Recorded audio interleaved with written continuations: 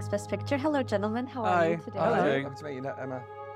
Very nice to meet you. Thank you so much for your time today. I'm so thrilled to be speaking with you about this film. I just had such a blast watching this at Sundance a few weeks ago, so I'm very pleased already. Everything's starting off so well. Mm-hmm. I guess I'll just kind of dive in. I'm sure many people have already asked this, but the three of you had a chance to work on this film when it was just a short film several years ago.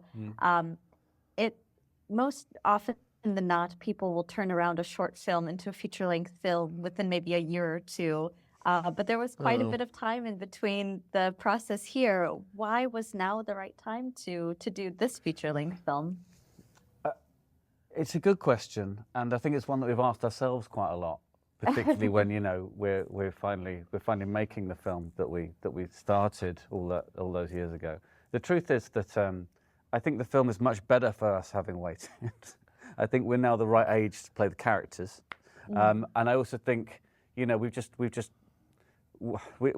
got a different attitude towards life, towards sort of love and loss and all these things, and the feature film is as a result a much more emotionally rich film. The short really was an out-and-out comedy in many ways, sort of 25 minutes sort of kind of comic kind of misunderstandings and sort of tension really, and there's still a lot of that in the feature, particularly because Charles and Herb, our characters, meet as strangers and instantly don't really get on. Certainly Herb really struggles with Charles, and Charles isn't really aware of it. But then we felt like with the feature that we wanted to kind of explore slightly more just more sort of dramatic territory and give these characters a backstory and unpack who they are and what they need, give them more of a journey, and that's something that I think we just wouldn't have been able to do if we tried to make the feature film straight away. But the simplest answer is also that we just kind of got sidetracked by loads of other things, and always knew we wanted to come back to these characters and this story, but weren't sure when. And but I'm just very glad that we did.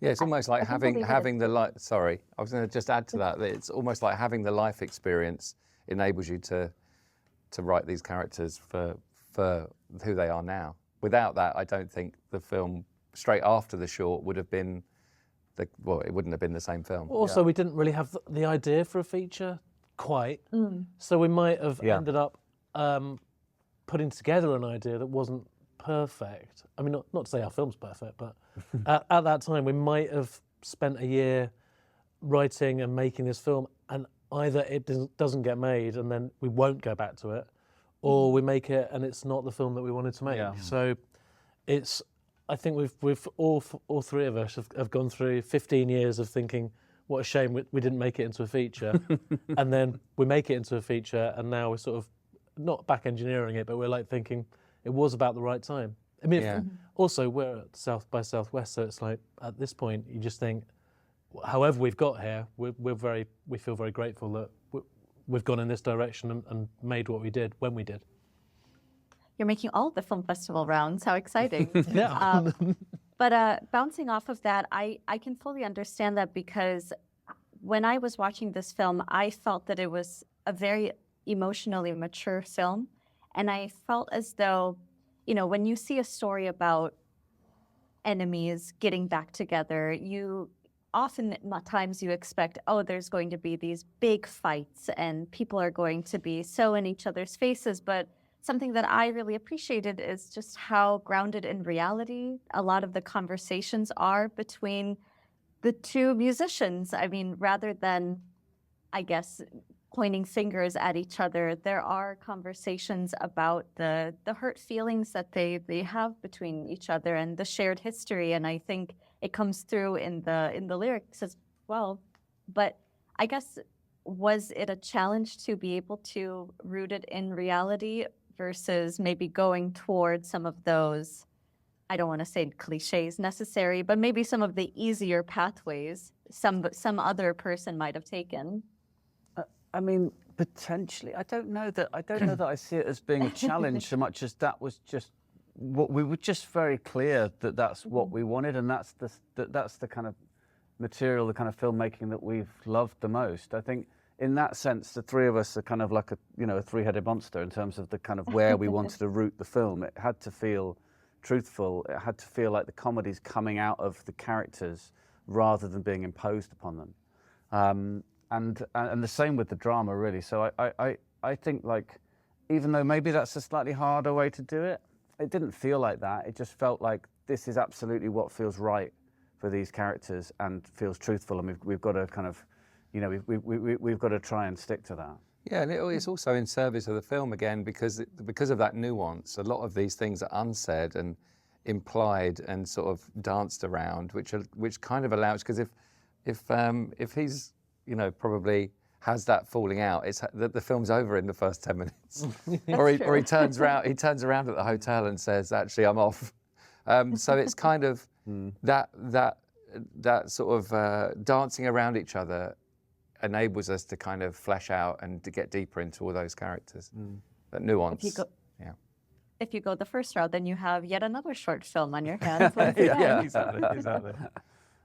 And again, very much, Tim, with your character, of course, we get so many lovely jokes, dad jokes galore with this film. I think that there are so many great liners like Winona Ryder and Dame Judi Dench that are thrown in there. But as we go along, we do get to understand a very heartbreaking story with your character and with his late wife. How do you balance the two when it comes to, even when you get into some of those more emotional moments, there's still that humor and charm that comes through? Yeah, I think the balance is pretty much right, but I think it's the way we found it. I think is that me and Tom were like quite keen to not over-egg it, the fact that his wife has passed away, and so there's us wanting to kind of keep that very, very small, and then I think at some point maybe Griff or Rupert, who produced it, there was a note that came back that it should be just lifted up more. And so I think if it's too much, if it's much more, then it's sort of, I don't think it really works. But I also think they were right to lift it up because if it was a little less than it is, it can afford to be where it is, basically, in the mix, I think. And we actually reshot a scene in which I actually talk about her and, say when she passed away, and there's a scene with me and Nell, with Charles and Nell. And I feel like we were like looking at that, sort of scrutinising it, thinking, do we need that? And then when I see the film, I think it absolutely sort of earns its place and is about the right balance. But you're right, it's a delicate thing because you want basically what you see, which is him to be underestimated maybe, and maybe you think he's just a kind of nonsense machine, and then to suddenly see that this has happened. Yeah, it's a delicate thing to get right, and for me, it's that the reason the drama undercuts what with Tim's performance is so beautifully done is because he is kind of relentless, like the broken tap. It's like a stream of very consistent behaviour in all aspects. Whether it's like conflict, he sort of reacts in a very consistent way, and so when you find these pauses or moments with Tim and his character actually stopping, and it's kind of, I think, scary for his character to stop and actually be present and engage with those feelings, because like all of us, that's an emotional space to occupy. So he's kind vulnerable. So he's shrouded all of that hurt in this kind of just upbeat, breezy, broken tap. And instead, and so when we see it, when the audience just sees those moments and catches Charles in the spaces when he's just listening to music, you can imagine how much it's, underneath. It's all under there. I think that's right, and I think the other thing is, for a character like Herb, the fact that his phone is broken immediately means that like he is just forced to engage with the reality around him straight away. And he's obviously someone that has kind of not done that really for a long time and has an idea of himself, an idea of his career that is a bit of a fiction that he's been kind of telling himself. And I think for both the characters, there's this sense of like, they just have to deal with each other. They've got to do that. They've got to deal with each other and the reality. And, you know, Herb just desperately wants silence and Charles can't deal with it. And so they're a very, you know, a very bad partnership at first. But oh boy, is it so lovely to watch, unfortunately for your pain. Tom, I also wanted to ask you about just the wonderful music that you put together for this film. I know that it's mentioned early on in the film that, you know, if he wanted to see a band get together, should have called Fleetwood Mac. And I can hear a little bit of some of those song stylings. Yeah. But were there any certain musicians or groups that you look toward as inspiration for the music and lyrics for this film? No one specific, to be honest. I feel like this, the Buckingham Nicks kind of comparison is pretty good, I guess, in terms of like musicians who are also, you know, romantic double act as well. You know, I guess I've always loved sort of acoustic singer-songwriters and, you know, people like Gillian Welch and Dave Rawlins as a kind of double act I've loved over the years. And yeah, so I think I was influenced by a lot of those singer-songwriters from the 60s and 70s, kind of Bob Dylan, Joni Mitchell, that era, and also kind of more recent folk rock kind of musicians. But there was no one specific. I didn't want it to feel like there was any you know, any band that we were satirizing or anything like that. I wanted it to feel very kind of separate and you know, have its own kind of reality. Again, very real too. There's so many other real elements of this story. And then with this few time that I have left, Griff, I wanted to ask a little bit about, I guess, finding this island. And I mean, it's beautiful. It's so stark to see it out there in the middle of nowhere, seemingly.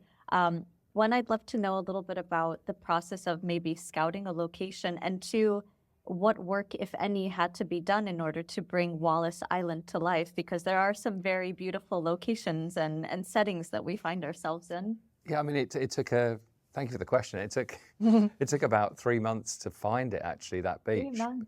Well, we had to walk a lot of remote beaches. We realised that we were scouting islands as well as coastal areas and see if we could find a good mix of the two, just for logistics reasons. And because we were shooting in the summer, a lot of that beaches were sort of, you know, in England, still quite popular. So they had to be unpopulated. And we found this farmer with a stretch of beach that we could use. And he happened to have a house on there that we turned into the shop and the harbour. And then we kind of built a little bit of a virtual map, like a fantasy map of where the island, how the island looked and where the house was in relation to that, because the house was inland in Wales. So we pieced it all together. And we had a picture island called Cordy Island just off the Welsh coast, where a load of monks live. They wouldn't let us film there, but we managed to get across the way and film on the coast. Yeah, it was incredibly difficult logistically to get down there with lots of tractors and trailers, but it was worth it for the vista. It definitely helped us as well when we're shooting the scenes to really feel like this is a properly remote place, and you know, you're not, there's no interference. You're just able to just work and really be in the moment in the characters, and that was really lovely. We also went there once they'd found it. I remember, it's a long time ago now, but yeah, Griff was working very hard looking for these places, and then we were kind of working on the script and doing other things, but I think we booked in one day maybe, where we went up there on the train and went to all of the locations, and so it meant that we had another maybe about a month to just finish, you know, doing any more work on the script. But now being able to picture where this would be, and you know, let's have dinner in the kitchen, and you know, let's this is our walk and talk, and we see the shop will be this kind of weird shop, not shop in it, that's in just a normal house type building, and then being able to visualize everywhere you're going to go. It just kind of gives you a slight just tweaks your perspective when you're just doing the final little screwing the final bolts into the script. It just makes it feel more designed, doesn't it? When you can be in control of all those aspects and you can make the thing feel. I think we were all really keen for it to feel like timeless in a way, and really important that these characters were kind of transported to a different space, that were stripped of all the, all the other things, all the distractions that you can run to, and they had to face the reality of their situation and also the reality of their future moving forward. So coming to the island, then leaving the island, how transformative that was really important. That felt like, yep, there's nowhere else to go. Yeah. There's not like a secret cafe or a door, like an Uber you can grab. That's right, and I think it's Erb's worst nightmare. Yeah. But I think it also gives it a kind of, it gives it a kind of clarity in the story. It almost feels a bit like a fairy tale or something like that. There's a kind of, or a fable. There's just, and I think that's why we also chose this title, the Ballad of Wallis Island, that it felt like it was so much about the place, and so much about like a ballad. It's kind of like, there's a very clear shape to this story, and that's so linked to their relationship with this place, and the fact that it's you have no choice but to kind of engage with this place that you're taken to, and then it changes you, and then you leave again. Absolutely. Well, I unfortunately have to go, but I so enjoyed speaking with the three of you. Thank you so much for your time, and again, congratulations on a very beautiful film. Thank you. Thank you very much. Thank Bye. you. Thank Bye. Thank you.